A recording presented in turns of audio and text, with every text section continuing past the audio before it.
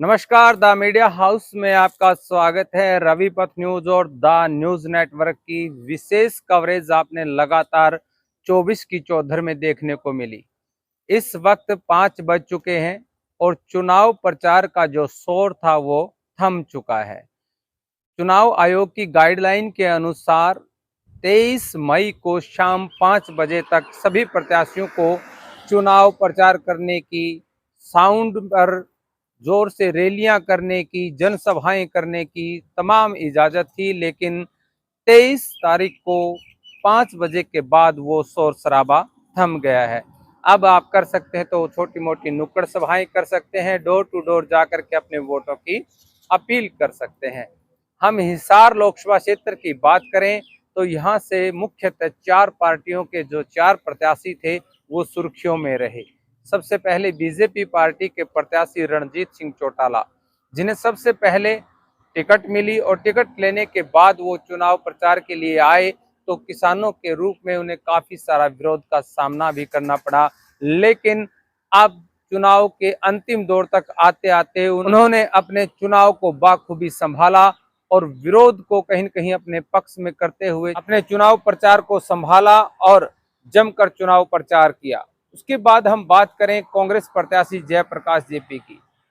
Jayaprakash JP को कहीं न कहीं किसानों का जो विरोध बीजेपी के खिलाफ था उसका सहारा मिला और वो चुनाव प्रचार में लेट आए, लेकिन अपने चुनाव प्रचार की एक गति लगातार बनाए रखी और चुनाव प्रचार में दिन प्रतिदिन बढ़त की ओर नजर आई।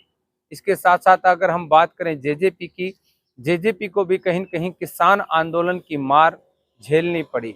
चाहे पूर्व मुख्यमंत्री दुष्यंत चौटाला की बात हो या जेजेपी की प्रत्याशी नैना चौटाला की, किसानों के बीच में गई, विरोध प्रदर्शन का सामना किया, कहीं न कहीं अपनी भूल सुधार का जिक्र भी किया और धीरे धीरे अपने इलेक्शन को ट्रैक पर ले आई। लेकिन इन सब के बीच में इनेलो पार्टी की प्रत्याशी सुनैना चौटाला को बहुत एडवांटेज यहाँ पर मिला। उन्हें ना तो किसी प्रकार के विरोध का सामना करना पड़ा और बड़ा सही तरीके से अपना चुनाव प्रचार आगे बढ़ाती रही। अब सबकी निगाहें हैं तो 25 मई के मतदान पर है। चारों प्रत्याशियों ने जी तोड़ मेहनत की, अपने अपने पार्टियों के मैनिफेस्टो को लेकर जनता के बीच में गए। उन्होंने बताया कि उनकी पार्टी किस प्रकार से 2024 के इस चुनाव का विजन लेकर के आई है। बीजेपी, कांग्रेस, जसपा और इनेलो चारों पार्टियों ने लोगों को अपने अपने चुनावी मुद्दे बताए, लेकिन उन मुद्दों पर जनता किस प्रकार से अपना मतदान करेगी, किस पार्टी को कितना अपना जनमत देगी, ये तो मतदान के दिन पता चलेगा कि मतदाता किस प्रकार से किन मुद्दों को अपने जहन में रखते हुए मतदान करेंगे।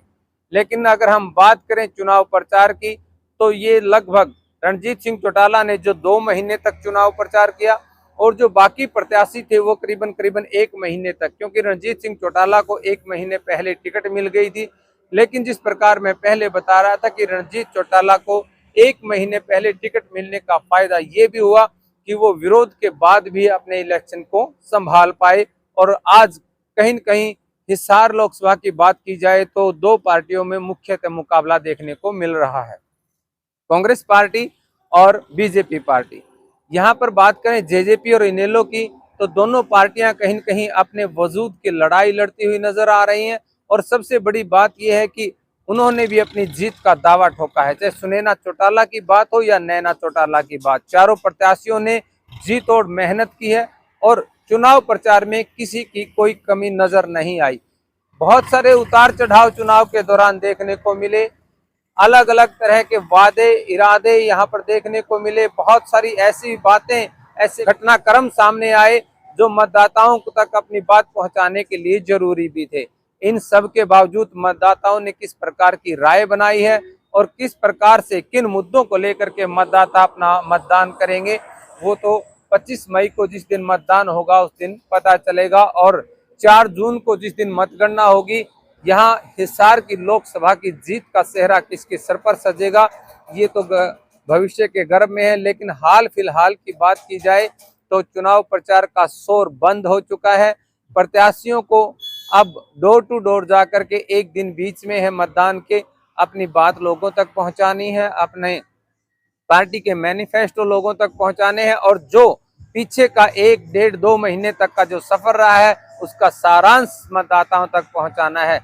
चुनाव आयोग की गाइडलाइन के अनुसार शोर शराबा बंद हो चुका है और अब मतदाताओं तक प्रत्याशी अपनी बात रखने का, बात बताने का मात्र 24 घंटे का समय उनके पास करीब करीब बचा है।